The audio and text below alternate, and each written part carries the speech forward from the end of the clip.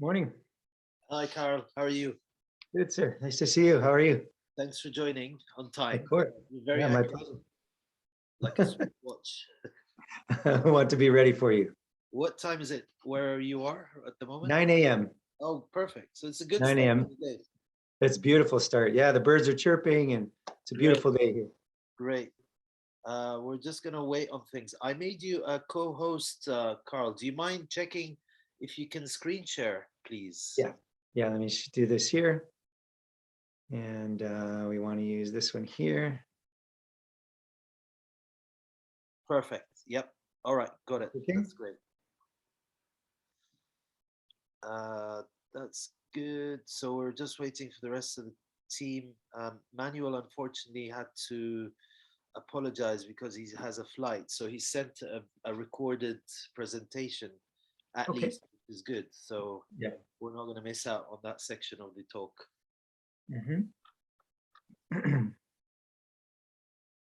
And then Barham and I can answer any questions if people have that.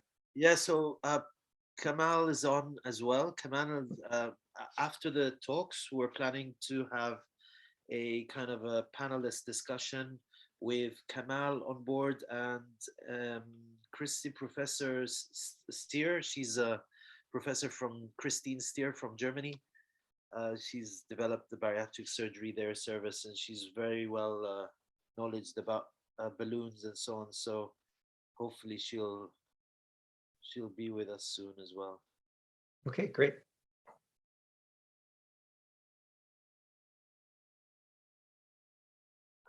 How are things in the US? Very good. I just returned from a 1-week trip with my senior. He was a high schooler. And so we spent the week in Riviera Maya. So I got some sun and some relaxation. I learned how to scuba dive. Oh, wow. Yeah, it's always a good thing. I learned how to scuba dive at the age of 18. Ah. So scuba diving quite a lot. I'm from Egypt originally, so there's a lot of scuba diving in the Red Sea. Ah, wow. So, well, I'm just beginning my journey, so I look forward to it. Yeah, good. It's never too late. That's great. Hi, good afternoon, everybody. Good morning. How are you?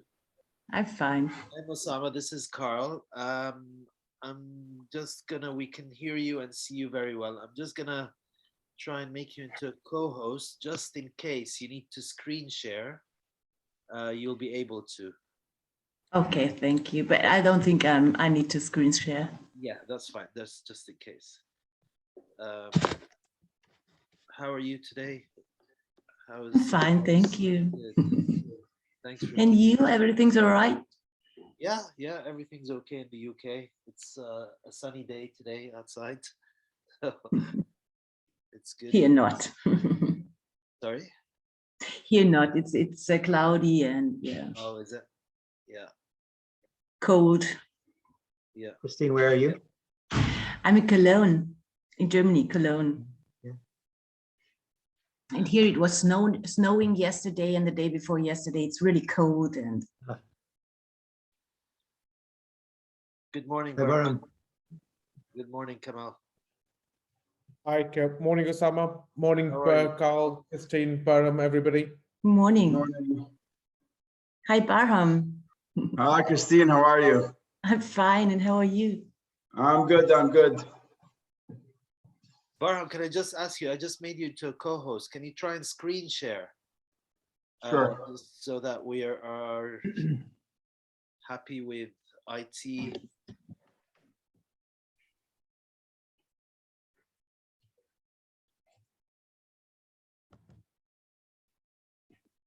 And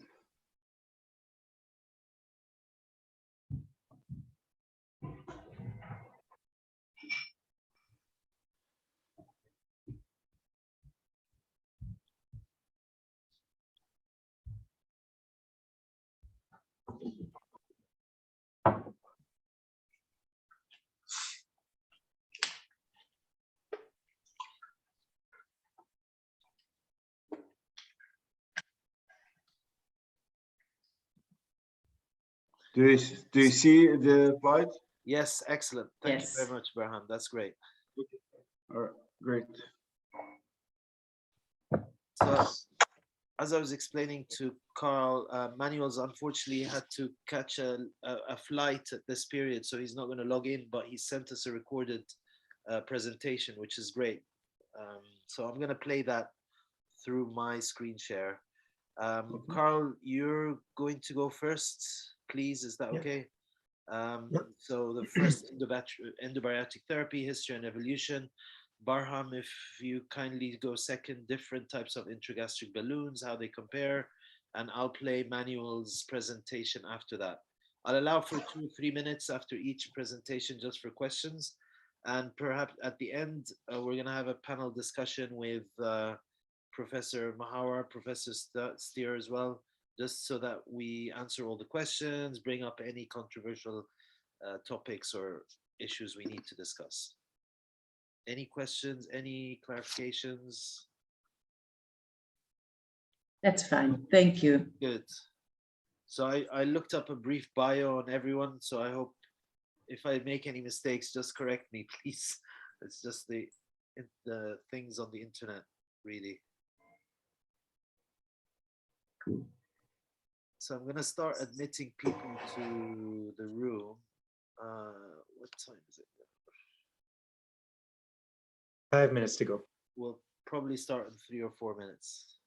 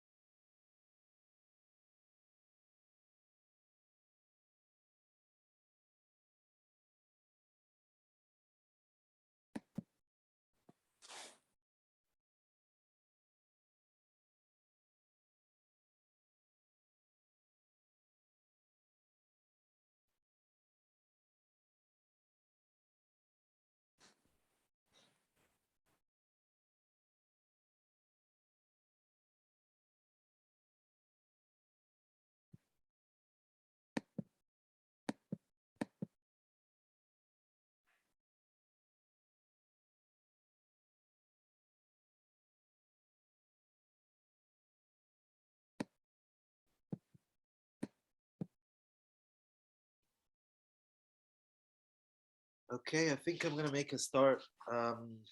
Good morning, afternoon, everyone from around the globe.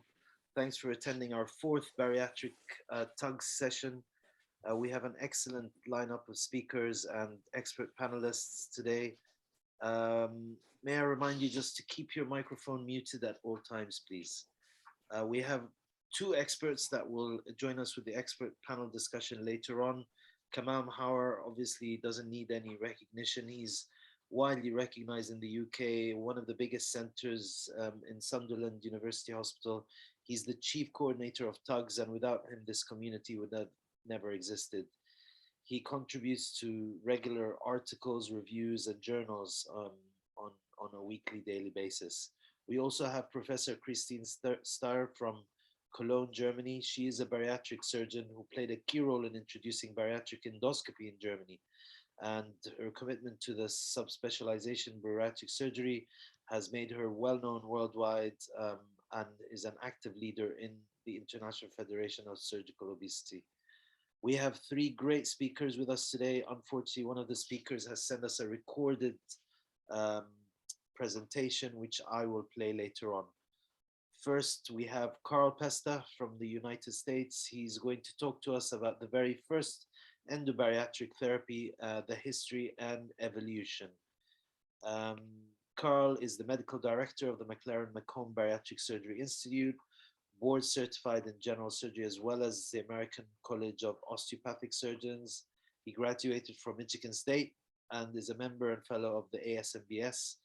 Dr. Pesta is also a national leader in the non-surgical Orbera weight loss balloon device. Carl, over to you.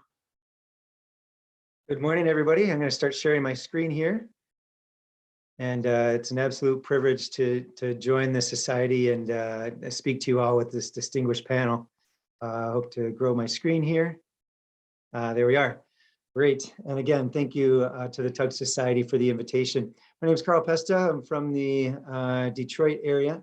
And I want to share with you a little bit about my practice and my experience. I'm a bariatric surgeon. I've been doing bariatric surgery for about 20 years, laparoscopic, robotic, bypasses, switches, sleeves, lap bands. My bariatric endoscopy practice involves both my pre and post-surgical patients with interventions, anything from weight recidivism to complication management. My gastric balloon practice is interesting. As soon as the FDA released the balloons in 2015 here in the United States, I began practice at a colleague's cosmetic surgery center. And so it's a little bit separate from my bariatric practice, but what it does is allows me to have interventions in weight loss for patients who don't necessarily want bariatric surgery. So I'll tell you a little bit more about that as we wrap up the talk. Now, we begin our story with a fairy tale. I'm sure a lot of you have heard of the Princess Rapunzel, who was locked in her tower, and she began to grow out her hair and in hopes that her savior, Flynn Rider, would come and rescue her from the tower. Well, he noticed that after her being locked in the tower for so long, that she started to develop some psychological symptoms, so much so that she started eating her hair. And you might notice in the background of this picture that Dr. DeBakey is in the background. He has called on Dr. DeBakey to come help. And Dr. DeBakey diagnosed Rapunzel with trichophagia. She was eating her hair. He was so impressed with this that with his friend and ours, Dr. Oshner, in 1939, wrote this paper on recent advances in surgery about bezoars and concretions. And you point out here that the presence of a characteristic clinical manifestation, such as a rather large, firm, freely movable epigastric mass, accompanied by some pain, nausea, and vomiting, and anorexia, weakness, as well as loss of weight, is corroborative evidence. And so we have young, svelte Rapunzel here with her bezoar, and Dr. DeBakey removes this. And of course, she has some weight recidivism, almost to the point where she asks him, put it in or I'll hit you with this frying pan. And so begins our discussion on bezoars and how space-occupying lesions in the stomach can lead to weight loss. Now, of course, this is a made-up story, but it gets us on the path of how space-occupying lesions in the stomach can lead to weight loss. Now, early experiments were on animals. Dr. Miller added a 250 cc polyethylene bottle into a dog's stomach via laparotomy. However, didn't notice any significant weight loss with this procedure. We had Dr. Neben and Harbo start experimenting and placing rubber balloons in patients, 5 women who volunteered. They noticed the balloons would last 7 to 21 days. However, these balloons would dissolve. And so the idea was, how do we keep them inflated? And see, these are some of the early experiments. We then, of course, have this forward, and let me move my panel so I can read my notes here.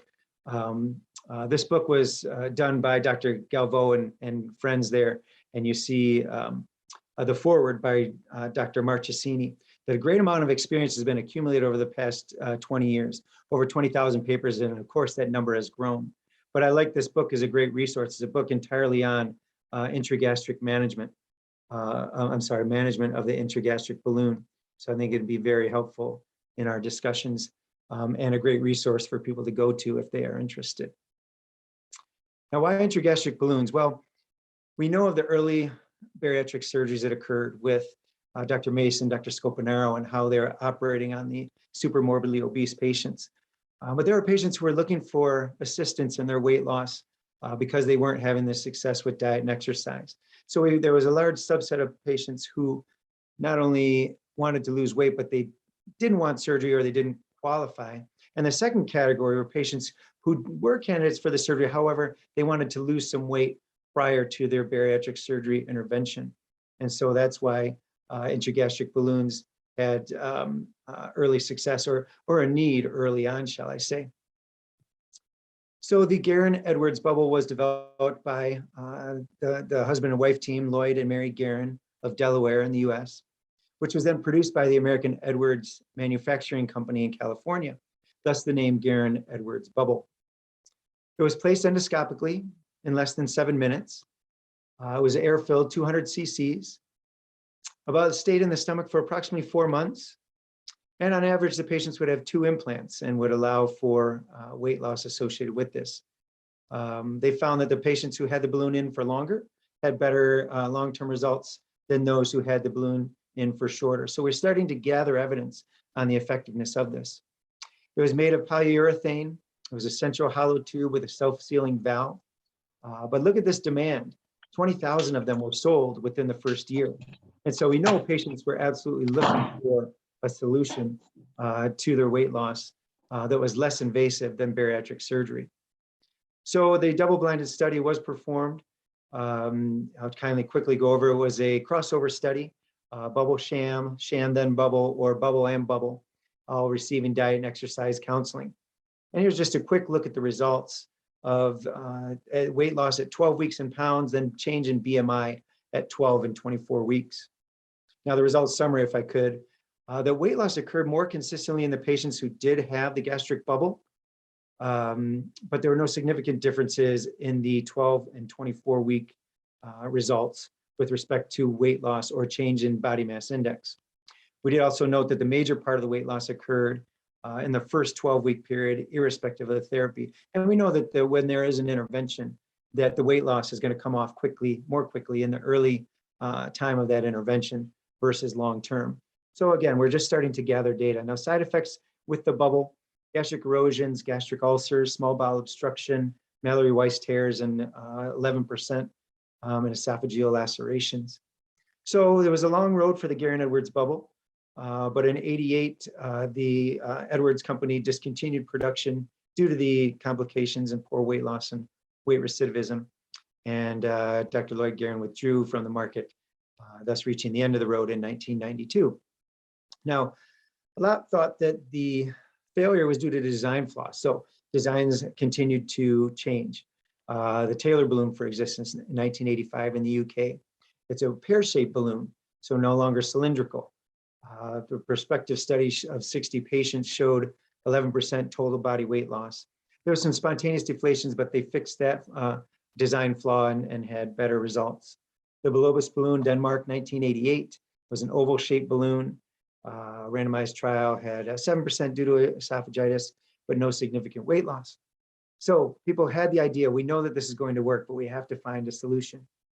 So in 1987, there was a consensus statement in the US that said, what would be, and here look at some of the physicians that were attending this conference, what would be the perfect balloon?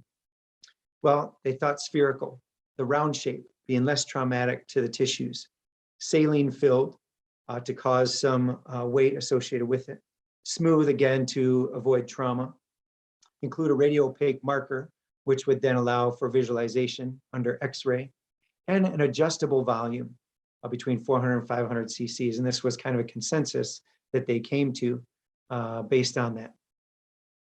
So the BioEnterix Corporation developed the BioEnterix Intragastric balloon, or what we call the BIB balloon. Was produced in 1991, and they developed a similar balloon idea. It was saline filled, was stayed in the stomach for 6 months.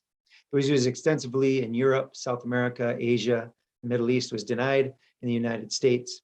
But they were getting to the idea where this consensus statement held true.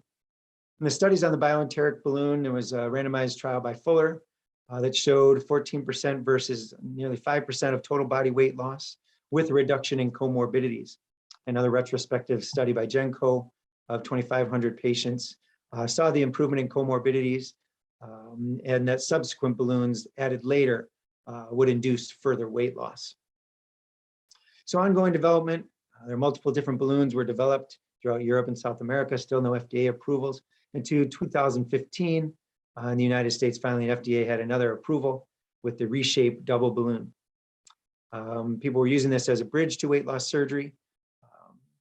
Basically, the double balloon system, each balloon contained approximately 450 cc's for a total of 900 cc's. You can see it was kind of designed to take the shape of the stomach and was meant to be maintained for 6 months. And it had a protective effect of the double balloon. So if one balloon deflated, it couldn't necessarily go downstream and cause an obstruction. You'd have time to rescue. And so those are some of the characteristics sold. The reduced pivotal trial seen here with a number of our friends basically looked at it was a prospective randomized trial, 326 patients with the intragastric balloon versus lifestyle management versus the sham endoscopy with lifestyle management. Showed weight loss 2 times that of the lifestyle management alone. So that occurred in July of 2015. And then 1 month later in August, the BioEnterix balloon then became Orbera in the United States, which is where I came in. There was a multi-center randomized trial of the gastric balloon with lifestyle management versus lifestyle management alone. The indications were for BMI of 30 to 40. Showing 3 times that of lifestyle management alone with superior weight loss at 3 and 6 months. Side effects were significant because of the fluid-filled balloon. Nausea is quite common, vomiting, abdominal pain. Now, the early balloon removal here showed nearly 20%, and as you'll hear in later talks, and certainly my experiences, early balloon removal is more in the 3 to 5% range. Things have obviously improved and changed as management of the balloons go on. Now, remember in the consensus statement, they talked about an adjustable balloon benefit. And basically it was developed, the adjustability is developed to alleviate the issues not addressed by non-adjustable balloons. For instance, we know that weight loss tends to taper after 3 months.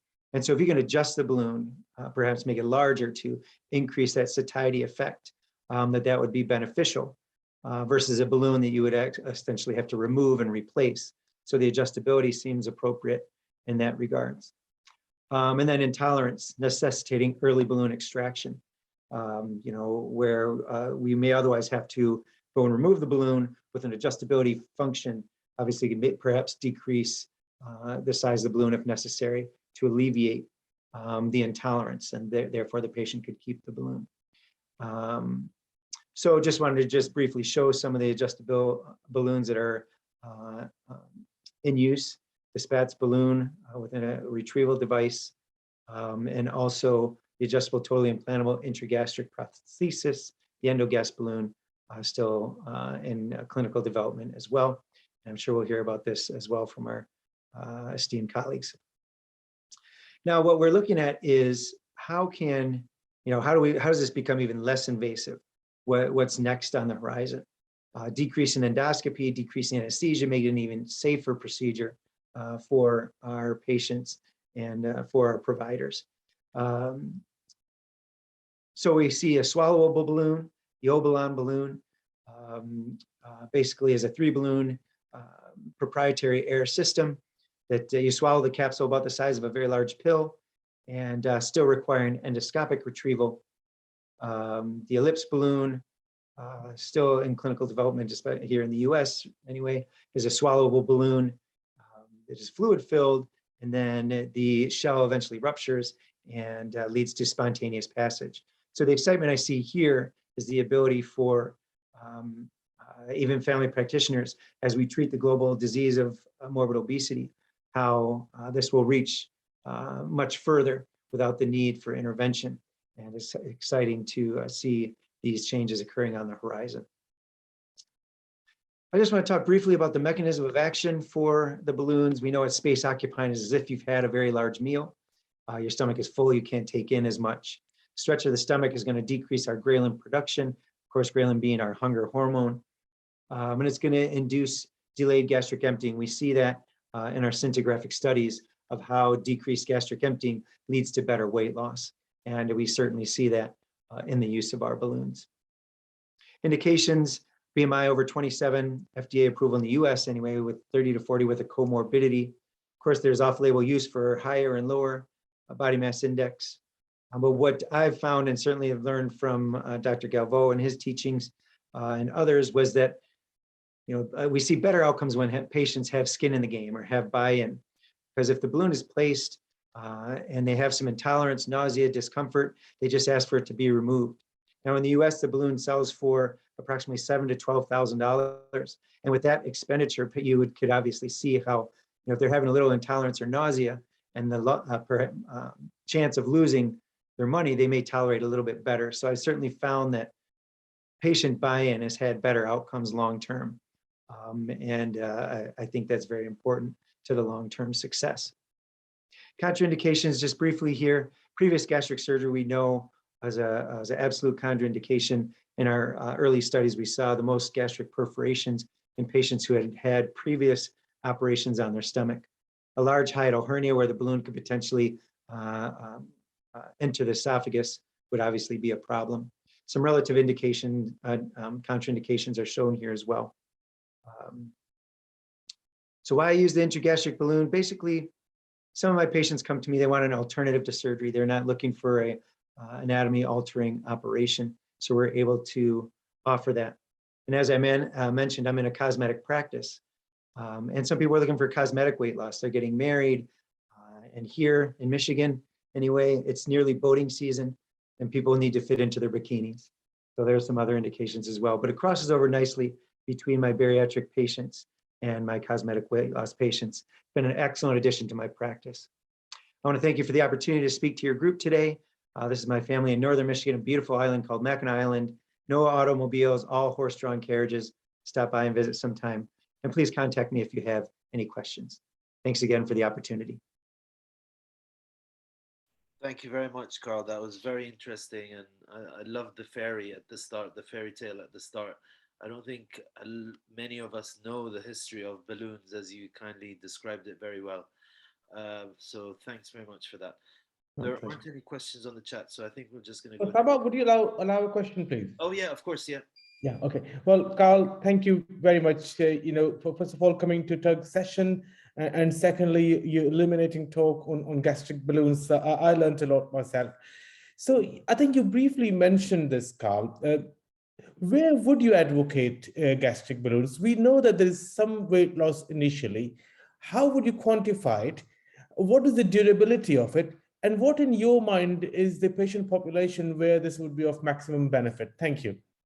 Yeah, excellent question. So when patients come to me, whether they're my bariatric patients or my cosmetic patients, on average, what I'll tell them, especially with my balloon experience, and that is only in the US, is on average, we can expect 30 to 40 pound weight loss.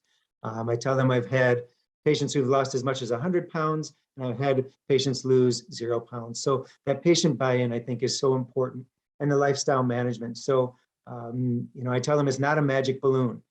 You can't just have the balloon and go off onto life and continue things as you were and have success. So I think the important point is sharing, having patient buy-in, giving them support that they need and education. We know a lot of our obese patients come to us looking for a solution, but they haven't had the education. And so giving them the education first, patient buy-in second, realistic expectations about expected weight loss, and just overall long-term success has to be quantified with those realistic expectations. But and that's how I fit it into my practice. Did that answer all your questions? Yeah, absolutely. And I'm just going to just dwelling on the durability part of it, Carl. Is there any data on let's say we just went for a standalone balloon? What can the patient expect to be in 5 years' time? On average. Yeah, so on average, long-term success, we see some weight recidivism as the balloon comes out, but if they maintain their lifestyle that they adapted, and again, it's that training period where they're retraining their body, appropriate food habits, appropriate exercise habits. And if they maintain that long-term, we can expect long-term good results. And I assume Dr. Abu Dayyeh is going to share with us results on the different balloons and how they are impacted long-term. Fantastic, Carl. Thank you very much. I'll shut up now. Okay, Osama, over to you. There's a couple of questions from the chat, if you don't mind, Carl. Sure. Yeah. One is, what are the chances of rupture? Obviously, that varies from balloon to balloon, but do you have a general kind of prevalence rate of ruptures post balloon insertions? Yeah, and I know Dr. Galvao's talk does discuss ruptures essentially. If I can just speak for my practice in general, I've placed approximately 600 balloons since the inception of 2015. I've only had one rupture, so the incidence is relatively low. I think, especially with the, and just for instance, the patient described, all of a sudden I felt this kind of rush of fluid, and I didn't feel that satiety any longer. And so, that was able to be retrieved endoscopically. And so the incidence, and especially with the durability of how these products are produced, the incidence, I could just say, is very low, less than 1%. Thank you, Carl. And another quick question. What is your personal follow-up for the patients, a follow-up strategy, and any nutritional support you provide post-balloon insertion? Thank you. So we will place the balloon, for instance, I place my balloons on Tuesdays and Fridays. I will see them then the following week and weekly for the first month. If they seem to be doing well, I will then continue to see them monthly. We provide them with a phone device where they have nutritional guidance. They have my cell phone number if there's any potential complications. But the phone app then gives them recipes, shopping guides, caloric menus day by day. So again, some of that is self-driven, and I think that patient participation is important as well for the long term. We hold their hand initially for the first few weeks, and then as they continue to develop and have success on their own, then we kind of let them off, and they're off and flying. Now, the FDA does require in the US 6-month removal. However, we know the same balloons are lasting, for a year or longer outside. But so we're kind of mandated to tell our patients you have to have this removed in 6 months, where we may place another balloon at that point at their request, or let them go off on their own. Thanks again, Carl. That's been very useful. We'll move on to our next presentation. Dr. Barham Abu Dayyeh, he's an associate professor of medicine, director of the Bariatric Metabolic Endoscopy program, and is a gastroenterology consultant in advanced therapeutic endoscopy at the Mayo Clinic. Dr. Abu Dayyeh has published more than 100 peer-reviewed articles, reviews, book chapters in the field. He's a consultant and advisor to multiple leading US and international companies developing novel therapeutics for obesity and metabolic disease. Barham, over to you. Thank you, colleagues, and it's an honor and pleasure to be with you. Just give me a thumbs up if the audio and visuals are okay. All right, thank you. So today we're going to talk about the different types of intragastric balloons and how do they compare. And I'm going to divide my talk to 4 segments and hope to answer a lot of the questions that are on people's minds. One, the first question is, why do we need temporary therapies like intragastric balloons? 2 is, we're going to talk a little bit about the technical details of the different models of balloons available on the market and how do they compare as far as mechanism of action. Third, we're going to look at the literature and look at comparative effectiveness, mostly driven from randomized controlled trials. And we now could answer with confidence. There's been multiple randomized high quality trials. You could argue it's one of the most studied areas in bariatrics because of all the trials that have been into this area. And then I'm gonna answer the ultimate question, which is the big elephant in the room. How do a temporary device fits in the spectrum of care of a management of a chronic disease like obesity? And I'm going to give you my insight. This is my opinion, and would love to hear everybody's thoughts in the discussion about this paradigm, which now it's more and more being promoted by societies to tackle the disease of obesity. These are my conflict of interest. I am the vice chair of innovation, and I do work with many companies who are developing therapeutics in these devices. So there's no particular conflict of interest as it relates to one device versus the other. So first of all, I'm not going to harp on this too long, but as any chronic disease, we need a spectrum of management options. And as you could see, the spectrum of management options have different degrees of invasiveness and different degrees of efficiency. So you enter the spectrum of this care based on the severity of your disease. And this spectrum is fluid. That means you're not stuck with one strategy. You adjust between strategy and you add on strategies to manage a chronic disease that has no cure, which is the disease of obesity. And that's the key with this paradigm. And as such spectrum of care, we need a bridge between medical and surgical intervention. And this is the endoscopic, bariatric, and metabolic therapies as shown in the middle. The field of cardiovascular medicine offered a similar spectrum between open heart surgery and medication. Now you have stents. That's the same analogy that you see with this paradigm here. So let's talk a little bit about the technical details and the mechanism of action. I think that's an important topic. There's a lot of misconceptions about how these things work, and it's not magic how they work. The technical details, these are the different balloons that are, the first 4 of them are available in the US market. The 5th one is in clinical trials in the US, but available in Europe and the Middle East and other areas of the world. Let's take them one by one just to make sure that we level set with everybody. This is the Orbera.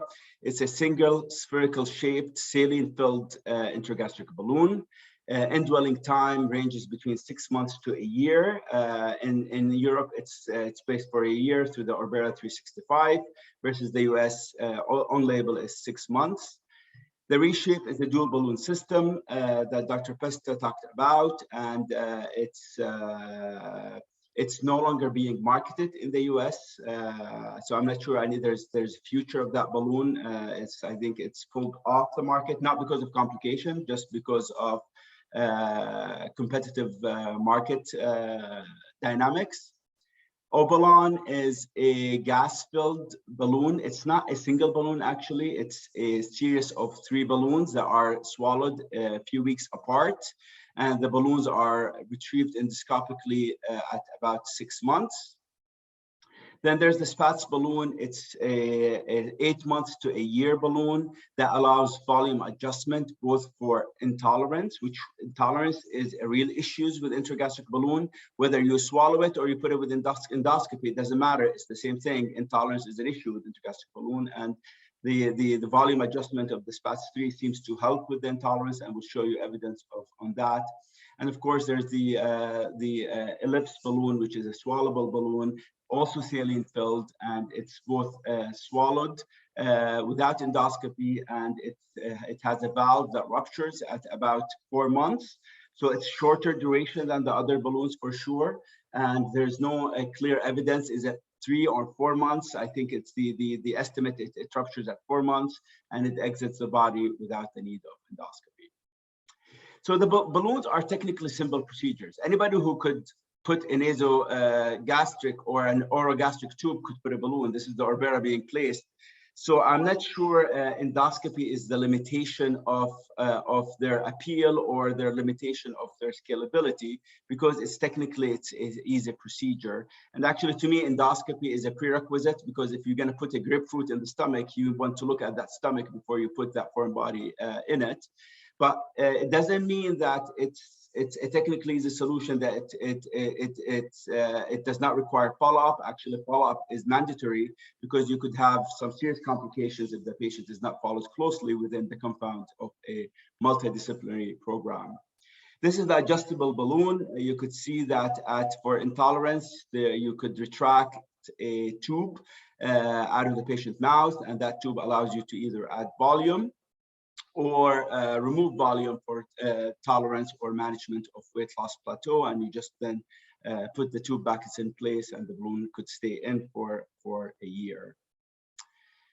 This is the swallowable balloon. Again, we talked about the concept. It's a capsule that you swallow. It's filled with saline, or it's a mixture of fluid. I would not just say saline. It's a proprietary mixture of fluid. And the indwelling time is about 3 to 4 months before the valve ruptures and the balloon self-excretes from the stomach. So the mechanism of action is crucial, because the mechanism of action could explain the intolerance and could explain some of the adverse events, especially the serious adverse events that, if the patient is not followed closely, could happen. This is part of the Orbera randomized trial. As part of the trial, we've looked at a gastric emptying, and you could see the figures in blue is the intragastric balloon. The figures in red is the control in that randomized trial. And you could see this is the gastric retention through scintigraphy. So that's a gastric emptying study. You could see at baseline, the gastric retention is the same between control versus the balloon. Then during the balloon indwelling time, both at 8 weeks and 16 weeks, you could see a significant delay in gastric emptying as a result of the balloon indwelling, which you don't see in the control arm. And as you retrieve the balloon, you could see that the gastric emptying goes back to normal. So a large part of the mechanism of action that could explain the weight loss or lack of it is this delay in gastric emptying. And you could see the natural location of a saline-filled balloon is not actually in the antrum. It's at the level of the incisura in the distal body. And when you come to retrieve the balloon, we tell patients to fast for a prolonged period of time, because we know it delays gastric emptying. And even with a prolonged fast, you could see that there is food still proximal to the balloon. So that's how it works. It affects gastric emptying, and gastric emptying results in prolonged satiety and satiation, and hence the efficacy of the balloon. Now, the reason I tell you that could explain a lot of the tolerance, and it also could explain a lot of its efficacy and safety, is not everybody's gastric emptying is the same. And if you take 100 individuals and plot their gastric emptying at baseline, you could see that there's a bell's curve. So that's where we're gonna start heading into this personalized medicine for these bariatric procedure choices to fit the intervention for the patient's physiology. So if you take somebody here and they're at baseline, they are on the rapid things of rapid emptiers. These are the people who tell you that, doctor, I eat a meal and I'm always hungry. So you can start correlating some of these phenotypes to the physiology. And you give them, of course, a gastric balloon. These are the people who will delay their gastric emptying. They have increased satiety and satiation, but they don't have overtly too much symptoms, and thus they will tolerate the balloon just fine. Then, of course, there's those in the middle. They start with an average gastric retention. You give them the balloon. Now they're delayed significantly. They have a lot of satiety and satiation, and they lose more weight than those who start with a rapid gastric emptying. But more or less, this group still tolerates the balloon. You might need to give them some antiemetics and antispasmodics for the first week or two, but more or less, they will accommodate and tolerate the balloon, and they will lose significant weight. Now, the group that has intolerance is those groups that starts the process with a delayed gastric emptying. The disease is not driven because of increased hunger and poor satiety and satiation. It's the obesity in the phenotype is driven by other mechanisms. And now you take these individuals and you give them a balloon and you shift them into this gastric atony where the stomach is not working anymore. The balloons start wedging in the antrum. They develop excessive nausea and vomiting, electrolyte imbalance, and they could get into trouble. So this is the group that they don't get much benefit and they get a lot of symptoms. And if you don't follow them closely, this is the group that could have some complications. And this is the picture that you see with this group, that the balloon is wedged in the antrum, massive dilation of the stomach proximal to the balloon, and this is the group that we really need to get close attention to. And we published a study on obesity surgery. We could pick up this cohort. We could predict who's going to develop something like that by simply measuring the gastric emptying at baseline. Now, Dr. Pesta showed you a lot of data about the history of the balloon, and every single air-filled balloon did not perform well, simply because that physiology is not implicated. This is a meta-analysis that looked at physiology between air-filled versus fluid-filled intragastric balloon. Fluid-filled intragastric balloon are much more efficacious than air-filled intragastric balloon because the implicated mechanism of action is the delaying gastric emptying. That's why the Guerin-Edwards and other balloons that are filled with air just did not perform as well as far as weight loss. And that's why they're more tolerated, because they do not delay gastric emptying as much as fluid-filled intragastric balloon. Now, the adjustable intragastric balloon does have some benefit, and I refer you to this large landmark study published in The Lancet of the adjustable intragastric balloon. It's a large study of about 300 individuals. And you could see that if you took out of the 300, 52 developed symptoms of intolerance early after balloon placement. 24 said, I don't want the balloon anymore. I don't want the downward adjustment, just remove the balloon. So 24 just got the balloon removed early. But those 28 who said, no, I'm gonna take the balloon and I'm accepting a downward adjustment, you could see that if they accepted the downward adjustment, their chances of keeping the balloon for the duration of the 8 months of the study was more than 75%. So downward adjustment obviously works for these individuals. And so as the weight loss, you could see here the two groups. The blue is, you could call them the high responders. These are the group that cruised through the study, lost more than 10% of their total body weight loss at 6 months. And they say, doc, we're happy with the results. We don't want upward adjustment. You could see that they were doing well and they continue to do well at 8 months. But there's the average person who got offered an upward adjustment because of weight loss plateau at about 4 months. You could see that there's an incremental about 5% total body weight loss additional with upward adjustment of the balloon volume within this trial. So this mechanism of action of the delay in gastric emptying correlating with the weight loss is a real thing that could predict both tolerance and response to the balloon. Now, let's talk about efficacy and impact on comorbidities of these devices. This plots only randomized trial and only randomized trial from the United States for homogeneity and comparative effectiveness. And you could see these are the different balloon designs right here. And these are the different sham or lifestyle of either open label or sham arm within this trial. You could see as a class of devices, intragastric balloon do produce about 10 to 15% total body weight loss at an indwelling time between 6 months to a year.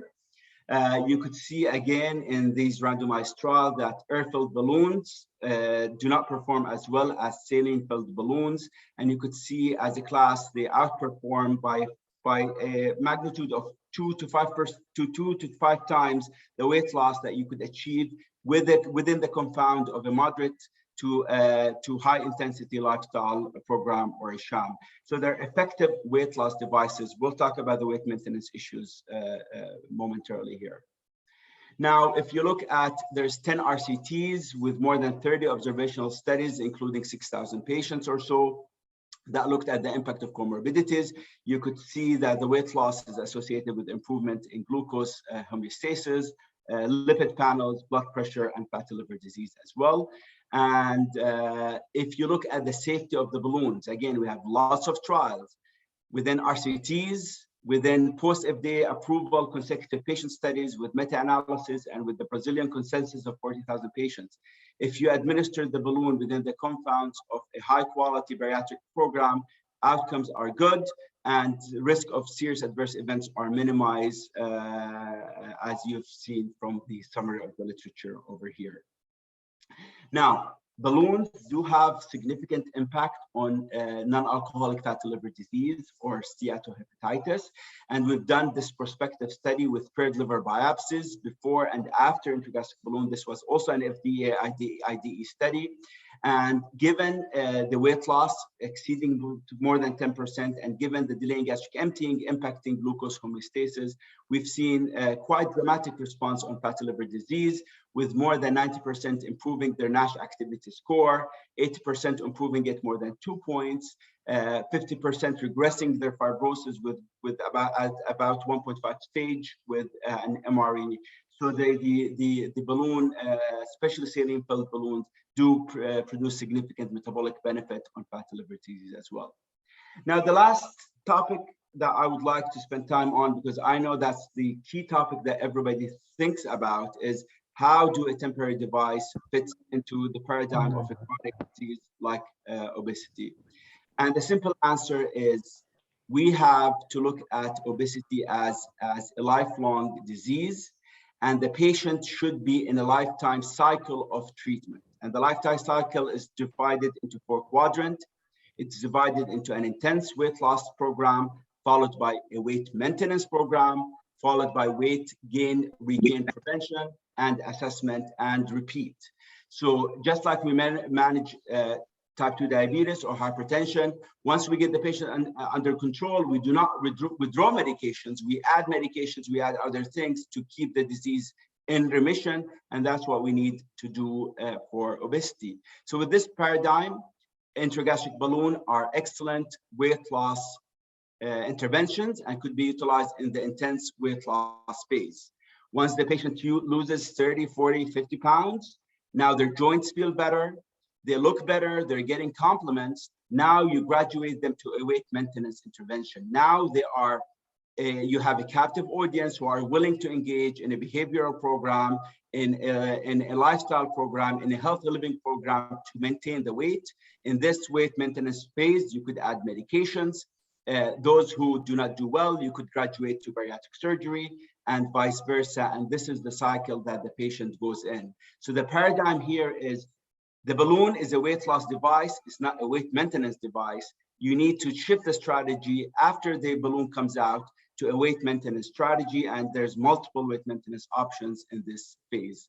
And with that paradigm, different societies do recommend the use of intragastric balloon in addition to a lifestyle program to the management of obesity and its comorbidities, especially fatty liver disease. So again, to harp on this issue, because I think this is a key issue, we need to start separating weight loss from weight maintenance. 2 separate issues. Many patients come to you saying, doctors, you tell me exercise, I cannot exercise, my joints hurt. And these are the patients that we need to give them weight loss. And with this paradigm of weight loss, lifestyle do not work well. I'm sorry to say it does not work well. Pharmacotherapies do have some benefit. Intragastric balloon or endoscopic options have more benefit, and bariatric surgery have the most effective benefit in this weight loss phase. But then once you reach the weight loss phase, which happens, usually you plateau with any intervention about a year, then you have to switch to a weight maintenance phase where you could intensify lifestyle behaviors, then add pharmacotherapies to maintain the weight loss, use longer indwelling devices, sequential devices, and of course, keep moving down the spectrum of care. And with that, I thank you for your kind attention, and I'm happy to entertain any questions. Thanks very much, Dr. Abu Dayyeh. That's been very helpful. Great publications from high impact journals. We have a question I think you've touched already on. What are your thoughts about sequential balloon treatments for patients with BMI above 40? Yeah, well, the concept panned out well. Genco published multiple good studies along these lines.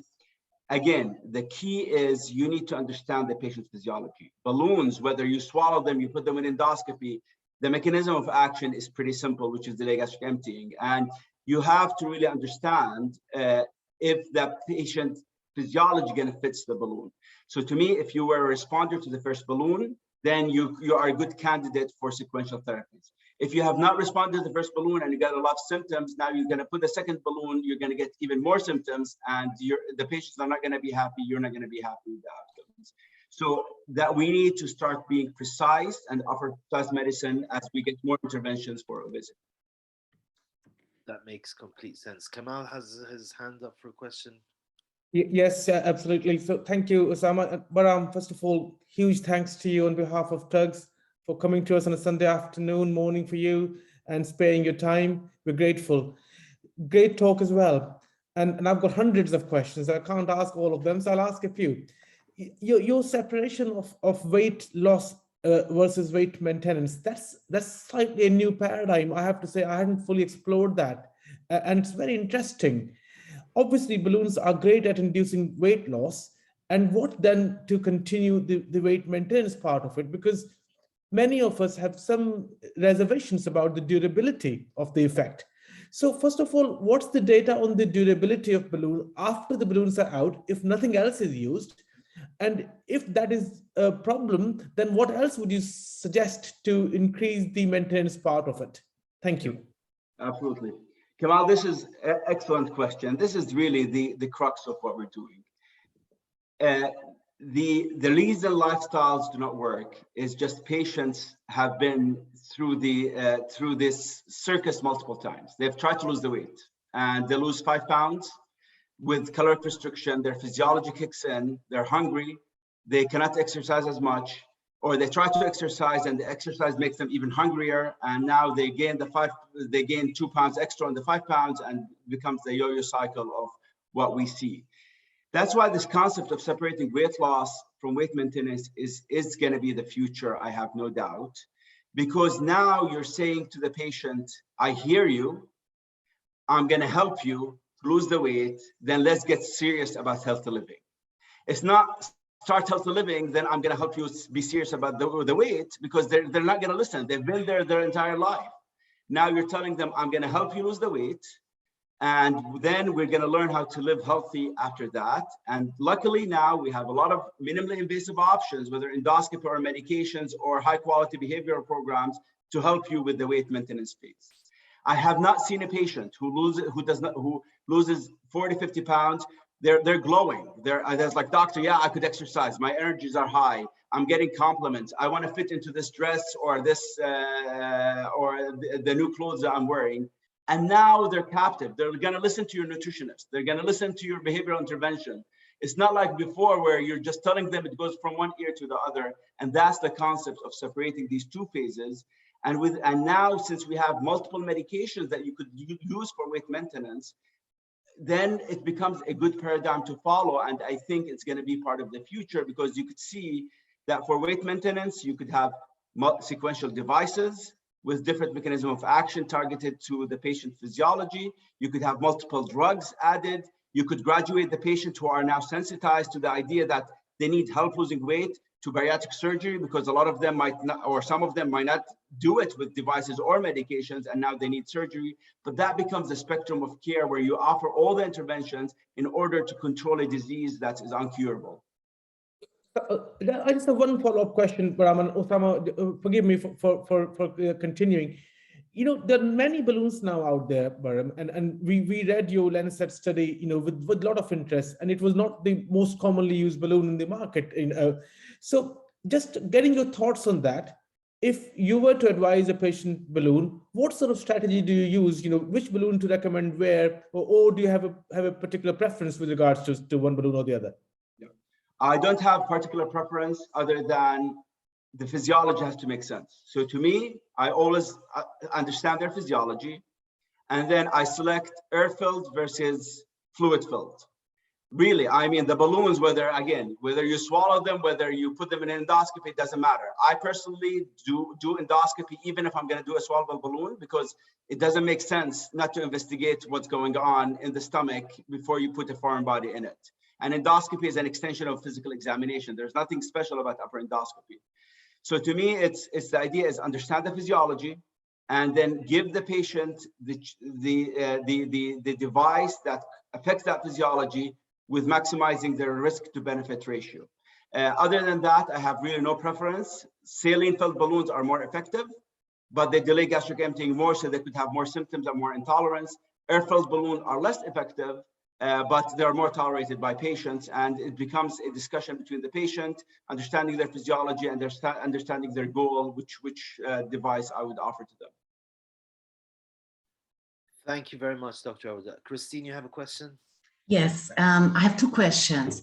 First of all, I'm completely, I have completely the same opinion. Of course, you have to understand the physiology, but this isn't so easy. What kind of examinations do you do before implanting? Second, is there any medical preparation prior to the implantation to avoid nausea and vomiting? And third, is there any medication before explantation to clean out the stomach? All excellent questions. Balloons are technically easy, but they could have issues if you don't go through a program and understand these issues. That's why, to me, it's which might not make sense, but to me, doing an endoscopic sleeve gastroplasty is probably an easier option than offering a patient a balloon, because the balloon is a foreign object rather than endoscopic sleeve gastroplasty is a remodeling of the stomach. Therefore, I take balloons very seriously before I implant them. The test I do is I do an upper endoscopy, mandatory. I have to do an upper endoscopy. I have to look for ulcers. I have to look for changes of eosinophilic esophagitis. I have to look for evidence of abnormal shaped stomach where the balloon could wedge in the antrum because of the J-shaped stomach of the patient. I have to look at all of that. I do a gastric emptying test by the breath test. There's a breath test now, so it's very easy on the patient. They have to blow into 3 sets of or 4 sets of tubes, and you get a curve of their gastric emptying. Those with slow gastric emptying at baseline, I tell them, no, your balloon is not a good option for you. There's many other good options. You should consider one of the other options, because I know I'm going to be retrieving that balloon, whether they swallowed it or I put it in endoscopically. I know I'm going to have to take it out because of intolerance. And then in select patients, I add an esophagogram as well to the study. Now, what do I do as far as medication? Now, as Carl said, we've become very good about managing symptoms. So we give them a cocktail of antiemetics prophylactically, including acrititant, which is amend, which has really truly made a difference in balloon therapy. And most of the time, if you select the patient well, did not get patients with gastroparesis or slow emptying at baseline, give them good anti-nausea and antispasmodic at baseline. Most of them cruise through the balloon therapy with no issues. A couple of days of accommodation, and then they're on their way. Before balloon removal at 6 months, I mandate that they go on a clear liquid diet for 48 hours, and I ask them to drink diet Coca-Cola the night before in order to empty. And my preference for balloon retrieval is to put an endotracheal tube. Some people differ with me about this, but my preference is to intubate them for removal, not for the placement of the balloon. Thank you so much. Really great answers. It's pretty the same I'll do, except of the breath test, but I have to talk to you. I need this breath test. Thank you. My pleasure. Thanks once again. I think to just move in the purpose of time to Manuel's presentation. So I'm going to screen share.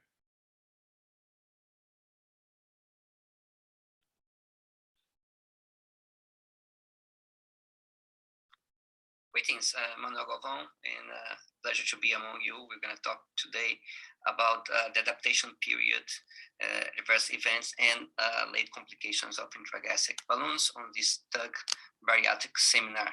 And on this recording here, I will show you what we have. So that's the team I proudly work with in Brazil, and also in India with Dr. Mohit Bhandari.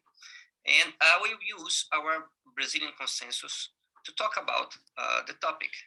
That's important consensus, as you can see here, with more than 40,000 balloons that was published in SWORD with these colleagues that give me the honor to lead this paper. And in summary, it's 41,186 balloons. We achieved total body weight loss in a mean of 18.43%, and adverse event of 2.52%, most common hyperinflation, spontaneous deflation, and an early removal rate of 2.2, and mortality 3 patients out of 40K. And that said, this is a study that has a positive bias because all the participants have lots of experience in intragastric balloon and are dedicated to that. So it's a positive bias with people that deal with balloons. And you can see here a very experienced group of people. And this is some of the statistics of implants and explants. As you can see here, the balloon types are important. We study the American liquid filled, the traditional one, and 2 Brazilian liquid filled, the adjustable liquid filled balloon, and 1 air filled balloon, mainly on that. So you can see here also the results we get, a total body weight loss, I just said almost 18.5%, and a BMI reduction of 7.23%, and a failure of 8.33%, meaning not achieving at least 10% of total weight loss. And the preparation that we had in terms of to get the patient ready, and it had to be to adaptation period. You can see here, methylene blue, which is always used in liquid filled balloons. Our patients fasting for 8 hours before the procedure. Previous PPIs not necessary. We will reach consensus over those methods. And the recommended substance together with methylene blue is saline solution, minimum feeding of 500 cc's. And any implant can be performed in clinics with advanced life support on that type 2 or 3. Liquid diet, not necessary prior implant. So you can see here that we reach consensus. Also, the facilities, liquid diet, at least 2 days is necessary. Fasting at least 12 hours is necessary. This is for the removal part on that, okay? And also we recommend the intake of carbonated cola drink, zero or diet before the procedure on that. The preferred accessory for removal of endoscopic balloons is the hybrid jaw grasper, alligator and rat tooth. And also esophageal tube can be used in selected cases, as it can be seen here. The medications and guidance for adjustment period, for the period that patient adjusts to the balloon, and it's important. So I'll take a general and then discussion. Christine and Kamal can go over that. So PPI, anti-inflammatory, not recommended. The medications 3 to 5 days. Analgesic, yes. Hyoscine scopolamine, yes. And PPIs is mandatory throughout the entire treatment. Also, the consensus recommend the use of ondansetron as antiemetic or dimeridate to complement on that. Anxiolytic antidepressants are not recommended. Steroid, dexamethasone, especially during the implant period, just when you have the IV on that. PPI, mandatory throughout entire period. Metoclopramide, not recommended, and physical activities may start as just after the adaptation period. That's particular to each patient there. And we recommend to remove the device on the patient's request for any reason. Premature removal is defined when it's performed up to 1 month. Diagnosis of moderate to severe acute pancreatitis, mandated to remove. Digestive bleeding controlled by endoscopy therapy, even that will remove the balloon. Presence of a gastric ulcer in case of non-adjustable gastric balloon, you should advise it to remove. And recurrent antral balloon impactation, also to remove the device. Symptomatic balloon hyperinflation, recurrent electrolyte disorders. Pregnancy during the treatment, the intragastric balloon should be removed, preferably in the 2nd trimester after the embryonic period. In the event of possible rupture of the balloon, meaning green urine, removal mandatory and must be performed in a window of up to 72 hours after the event. And also, if the balloon rupture within the period of treatment, you can remove one balloon and put another one. It can be maintained. In case of severe esophagitis, that can be controlled with PPI, discrete digestive bleeding, spontaneous controllability, mild pancreatitis, Mallory-Weiss syndrome, endoscopically controlled, and hypovitaminosis of mild malnutrition disorders that you can control on the vitamins. So that said, You see here complications on our groups, hyperinflation less than 1%, spontaneous deflations also less than 1%, migrations even less, you can see, and ulcers. And you can see, when you have the marks, like for example, migrations that pass spontaneously, migrations that you have to operate to do that.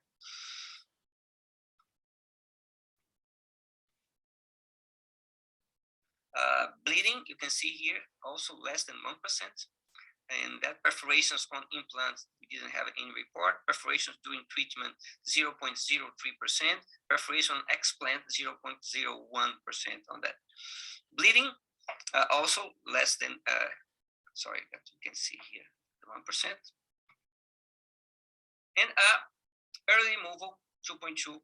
Adjustable balloons, 2.54, followed by the liquid filled balloon Brazilian one, 2.41. And the air filled device has a reduced early removal rate of 0.76. Visible fungal infection distributed all over the balloons, 5.76, and more frequent on the air filled balloon. We registered 12 deaths, and the ones really associated with the balloon was one case of gastric rupture due to overfeeding in a super obese patient, a bronchial aspiration due to vomiting 4 days after implant, and one pulmonary embolism. You can see that how safe is the device. At that time, we didn't have the swallowable balloon, so we're going to use this paper that has quite some patients, more than 2,000 patients, with a total weight loss in a mean of 12.8% and a pooled early deflation rate of 2.3%. On severe adverse events, 3 small bowel obstructions, 1 patient with gastric perforation leading to surgery, 3 patients with balloon deflation and vomiting the balloon, and 9 patients at early deflation. So that you can compare with the paper presented to you. And all of those complications can be seen in balloons. Let's go through there when during the balloon implant period or not. So we have conditions that prevents the implant, have conditions that get complicated at implant, complications during implant time, and complications at removal. So all of these conditions, if you're doing endoscopy to implant the balloon, you can see here that is a fungal infection, severe esophagitis, cancer, diverticulums, and gastric lesions or esophageal lesions, as you can see here. Complications at implants, we have complications from sedation, rotation anesthesia, that if the patient submitted can happen. We can have perforations, bronchial aspiration. Complications during the implant time, so that we have more flourished data. Esophagitis, reflux, gastric obstruction, balloon hyperinflation, fungal contamination, arterial venous malformation like Laffois syndrome, balloon deflation, emigration, and gastric perforation. Let's go through some cases like you see. The gastric obstruction, the balloon impacting in the antrum. And you can see here beautiful images. This can happen besides not being frequent. And also can see here how much liquid it can be retained. So you can massage the balloon up, but if it's recurrent, you have to remove on that if it's acute and leading to symptoms, and you have to observe because it can lead to bronchial aspiration. Also can see here, this balloon completely impacted on one on the fundus and one on the antrum. The adjustable balloon, easy, you can fix it, pull it balloon up and put more liquid. Duodenal obstruction, you can see here that with the adjustable balloon, because it have a tail, it can tend to go there. It can cause obstruction, can lead to a bezoar, can cause the ulcers because it be tense over the incisura angularis. Some cases of hyperinflation, so you can see the liquid, the gas liquid level, and you can see here how big can be that. So those are emergencies. Most of the cases we will have to be out, as you can clearly see on those beautiful images here. This is again 3 cases of balloon hyperinflation. There's lots of causes, lots of tentatives to go over that, like this one. And if it is adjustable balloon, you can remove the air and to get it in place. Fungal contamination is typical from silicone, and we use PPIs all over the balloon. So as you increase the pH, you lead two conditions, and depending on the porosity of the silicone, the balloon can be more prone to those fungal contaminations or not. It will create a biofilm, as you can see here, and it can lead sometimes to deteriorate the material of the balloon, leading to a difficult removal of those here. So you can see again some cases on a real practice on that. Ulcers, the rounded balloons, if you use a PPIs, is very rare to find ulcers, but specifically the adjustable balloon that has this tail, and anything that is not rounded as a balloon can cause. You can see here the kind of ulcers that this balloon can cause on that, and mainly it forces the incisura, and the tail tends to go to the entrance into the pylorus, into the duodenum. You can see here it forces. Some of these ulcers, you just reposition the tail of the balloon and you can treat with PPI, but some can lead to the balloon removal. Again, more ulcers, and you can see here those can be really nasty on the look. And also we have this interesting case of the patient that was addicted to bubblegum, but not just chewing, swallow as well. So the balloon has to be removed because of this, because it was sticking with material not good. Arterial venous malformation, this balloon stretch, it can lead to bleeding. Balloon can have to be removed. You can see here green urine have to be removed. Quite of some pictures of balloons deflated.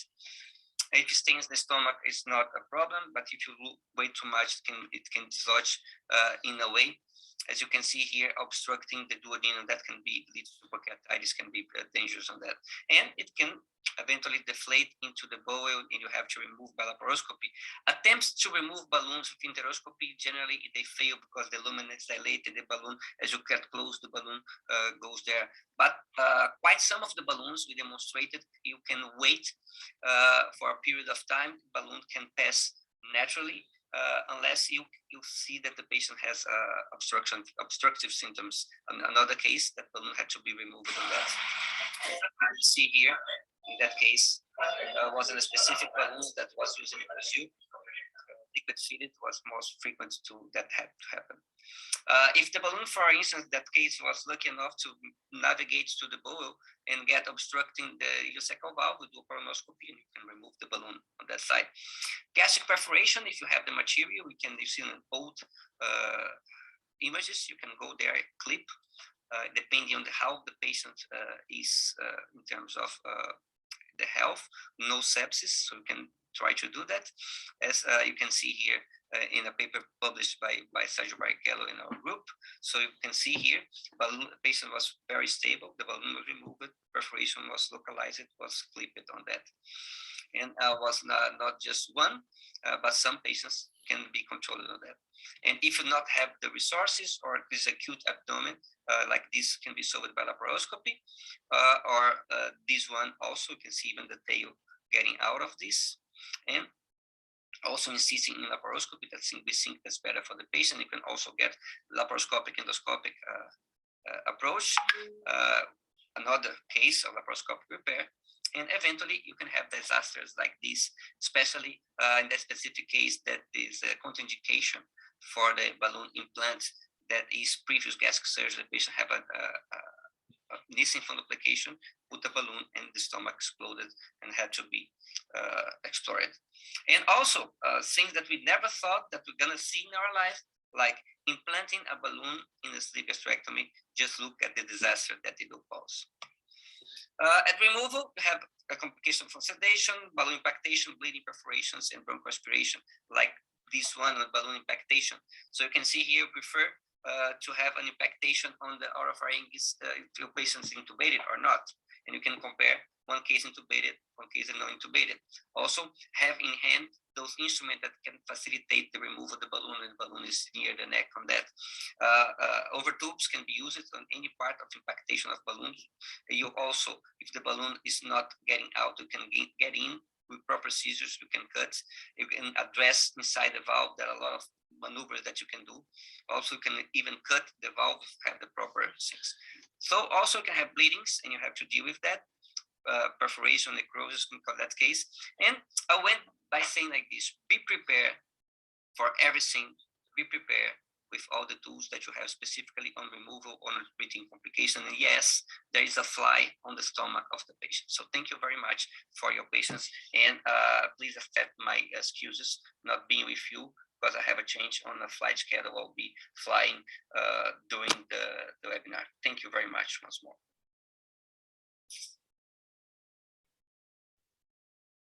Great presentation from Manuel from Sao Paulo.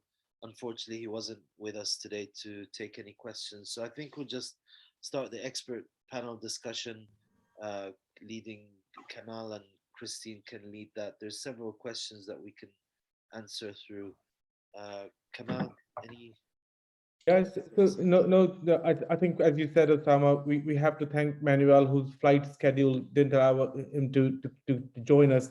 I just want to involve Christine. Christine, you've been very active in this space in endobariatrics. What's been your experience, thoughts? Where do you see it? What's the future? Well, just let me begin like that. I'm very, very, very happy that Barham is doing all this science on physiology, because, in the early days, and we implanted balloons since the early 2000s here in Germany. In the early days, nobody could explain why the one patient lost so much weight, the other one lost nothing, why the one patient had so much nausea and vomiting, the other one didn't feel anything from the balloon.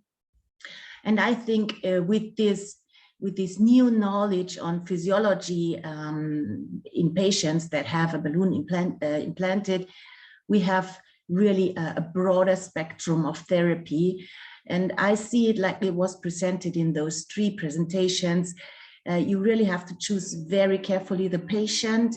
You do an implant, you do have a really good nutritional counseling, and you have to follow up the patients even after balloon explantation. This is how I do it. But I really see a future for the balloon, as it was also demonstrated by the Mayo Group that the balloon has a very, very good impact on fatty liver disease. And this I see as a big advantage in this whole chronic disease we are treating on.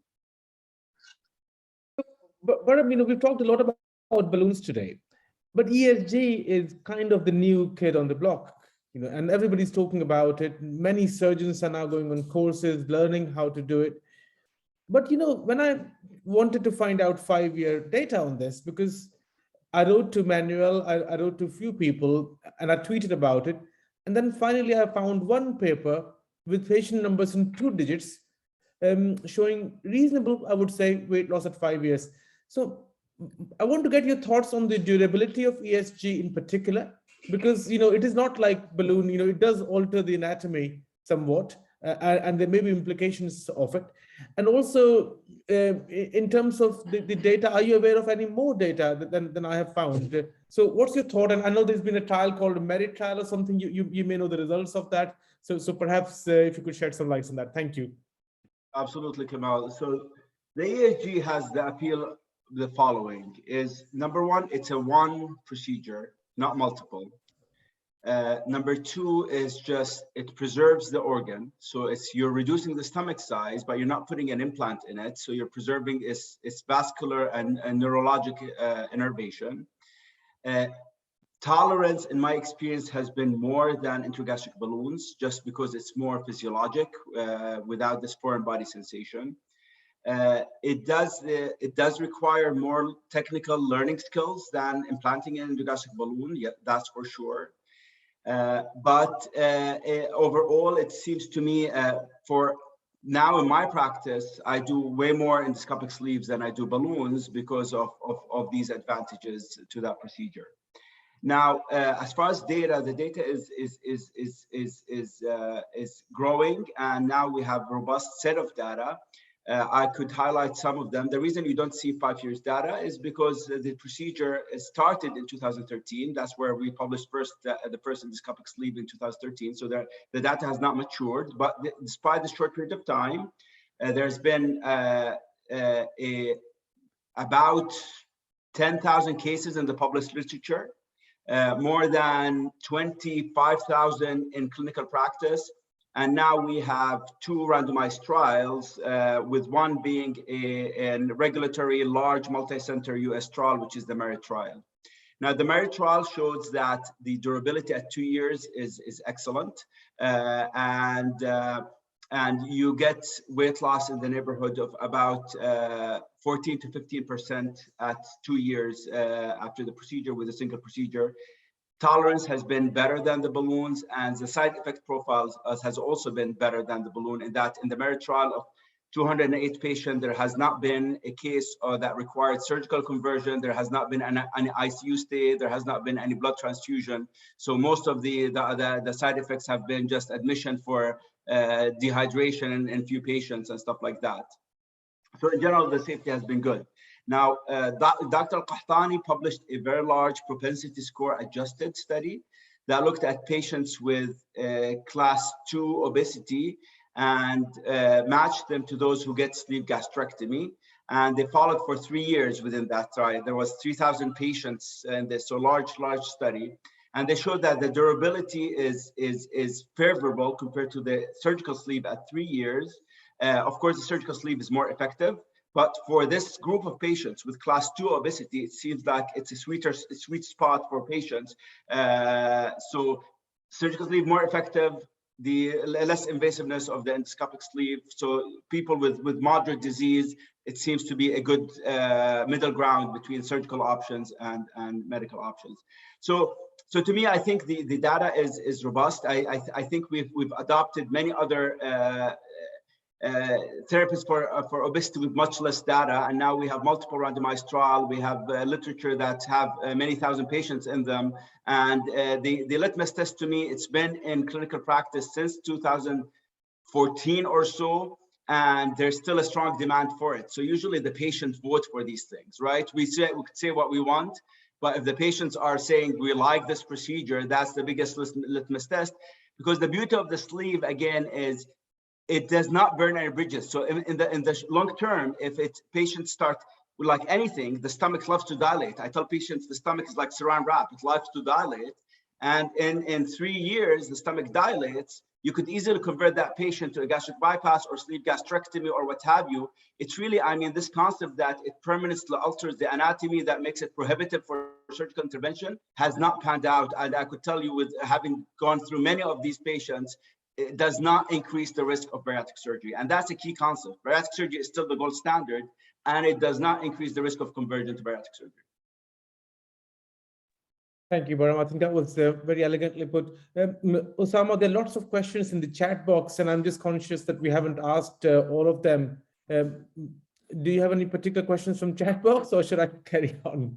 I think Carl has kindly answered most of the questions on the chat. Thank you very much for doing that. Thank you, Carl.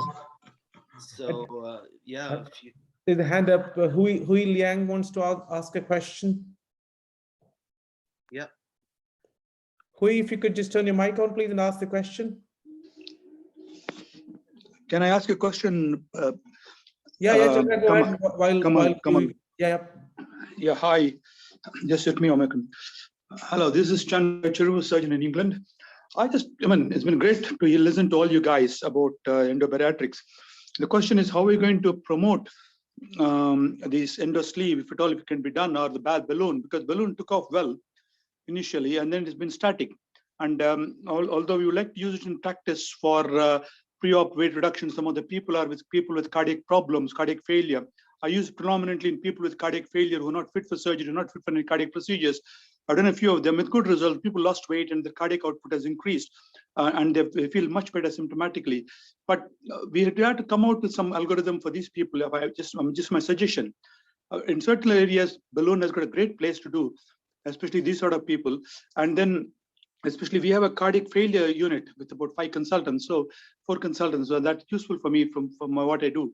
And regarding the sleeve, as Kamala alluded to earlier on, it's not good. We are finding it difficult to get some good data, although the gentleman from Mayo has cleared us with some information.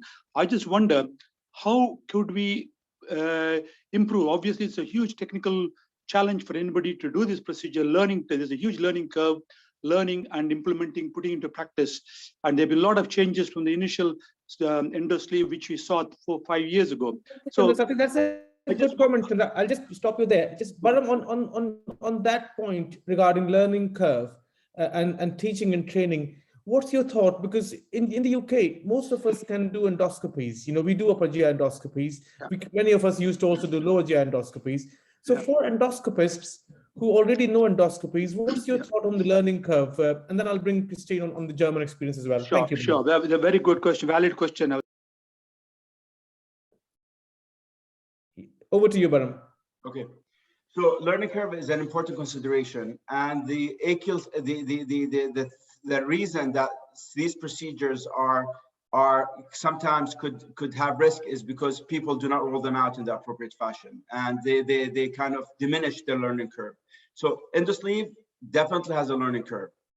However, we've shown that learning curve in the MERIT trial. In the MERIT trial, we want to make this as real world as possible. That's why we saw weight loss in the neighborhood of 14 to 15, not what's reported in the literature of 20, because we want to make this a generalizable randomized trial. So to make it generalizable, we did not take the experts.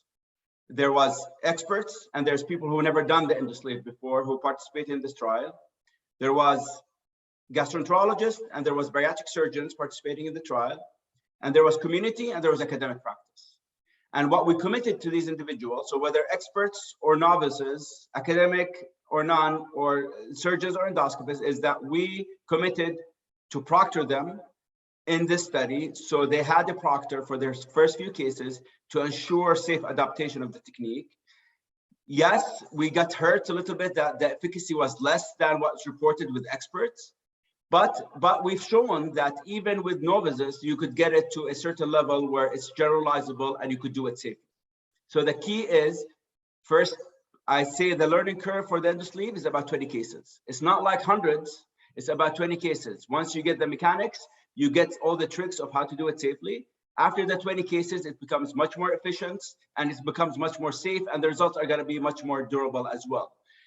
So that's to me is we have to roll it out correctly, but it's doable with a broad audience, including gastroenterologists and surgeons, and in a variety of settings. So this is not a procedure that is limited to a certain select people with advanced endoscopy skills.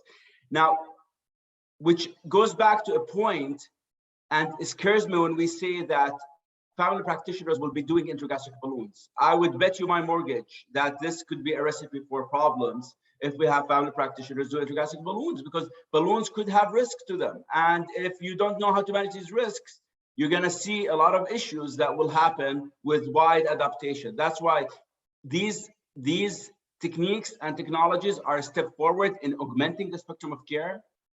They are not exclusive of bariatric surgery. They're complementary to bariatric surgery and actually enhance access to bariatric surgery, because now you increase the pie to people who are needing help with weight loss. But we cannot say, oh, this is everybody should do them, because I would bet you they still have some risks to them, and it has to be within a confound of a program that could do these things well and deal with the complications that could happen with them. Thank you, Barham. That was a great answer, really. Christine, in terms of ESG, what's the German experience? What's your experience? Are you doing it in your practice? Yes, I'm doing it in my practice since some years. And I'm seeing more and more people, whether it's whether it's gastroenterologists or surgeons doing that. And I would agree completely with Barham. It's about 20 cases of experience you do need. Only I would say those people have to know before how to use the overstitch itself, because this technique is also, they have to learn this technique also. It's not that easy. And then they can try with 20 cases, and that's the learning curve, I would say, to really perform a good endosleeve. Yes, in Germany, the endosleeve is not recognized yet from the insurances, except some private insurances. I had patients where the insurance was covering the ESG, but only private insurances. So let's see.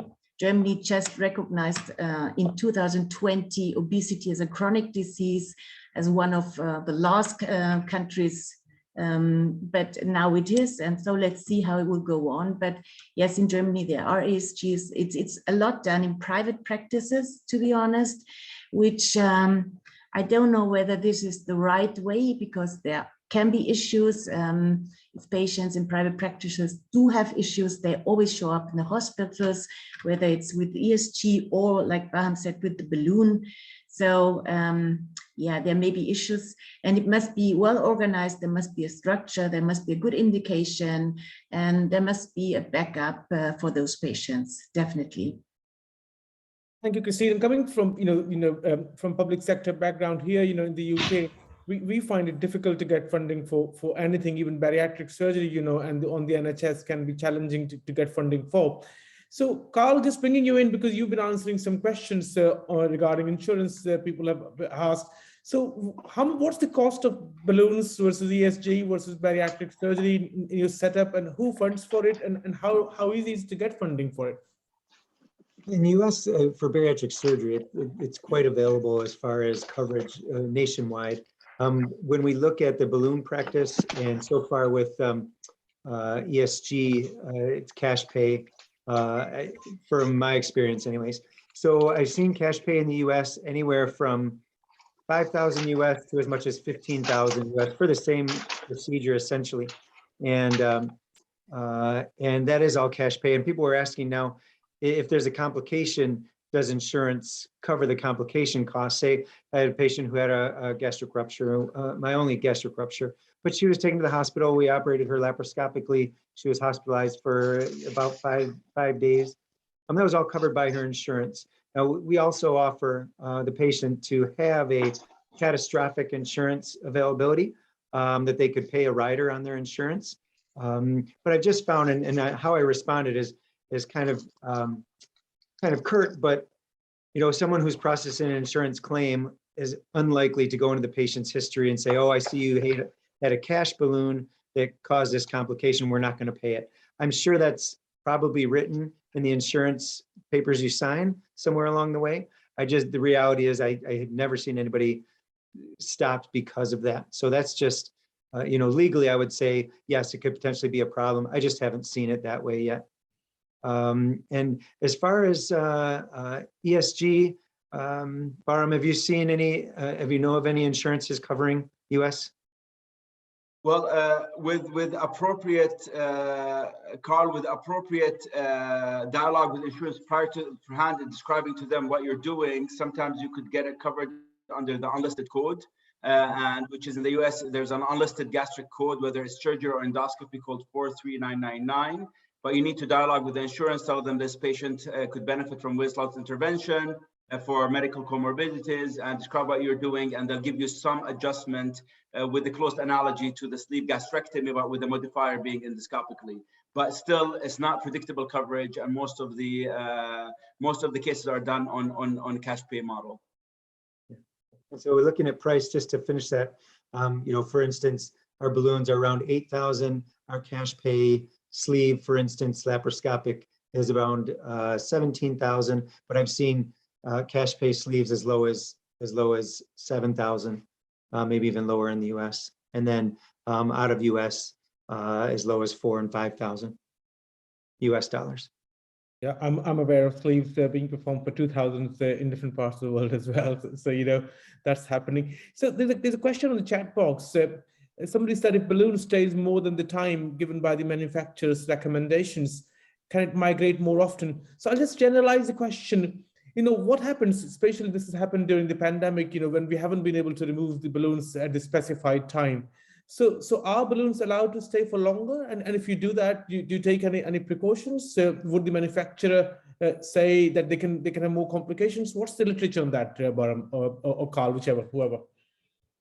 Go ahead. So the literature is quite good, actually. So and not all the balloons are equal here. So durability is going to be an important, right? Because there's quality metrics in the manufacturing and in the valve mechanisms and in the thickness of the silicone that makes this question now very particular to particular technology. So that's why I'm not biased when I say that, but the one that I know that the answer for is the Orbera balloon. And in the Orbera balloon in Europe, it stays traditionally longer than 6 months. In the US, on label is 6 months, but in Europe, traditionally, patients are told to keep it in for 9 months to a year with no issues. And of course, now there is an official balloon in Europe, which is the Orbera 365, that stays in for a year as an on-label rather than on-label use. I think they could stay in for longer even because the silicone is the manufacturing process is pretty good. I, in general, do not recommend the balloon to stay in for more than a year. The year is the cutoff that I have. But up to a year, I think there's good data in the literature that is a reasonable expectation that there's no increased risk of adverse events as far as rupture and what have you with the Orbera balloon. I cannot say it for the others. Other than the SPATS is on label also for a 1-year balloon in outside of the United States. The others, of course, is I cannot comment. Thank you, Barham. I'll hand over to Osama now. Osama, over to you. Thank you very much, everyone. It's been a great presentation, great attendance from around the world. We now know a lot about balloons from the US, Germany, and Sao Paulo in Brazil as well. So thanks everyone for your participation. Thanks, Christine and Kamal, for the expert panel discussion. Special thanks to Carl for the history and the fairy tale and the Starr, and Barham, great evidence, robust support to balloons going forward, and hopefully we'll see you soon in upcoming conferences. I think we'll wrap it up there. It's an hour and a half now, so thanks everyone that's attended, and look forward to seeing you all soon in the next Bariatric TUGS event. Thanks again. And thank you, Osama, for putting it on and organizing everything. And thanks, Carl, Barham, Christine, everybody. Chandra, thank you. Thanks, everybody. Thank you. Great honor. Bye. Bye-bye.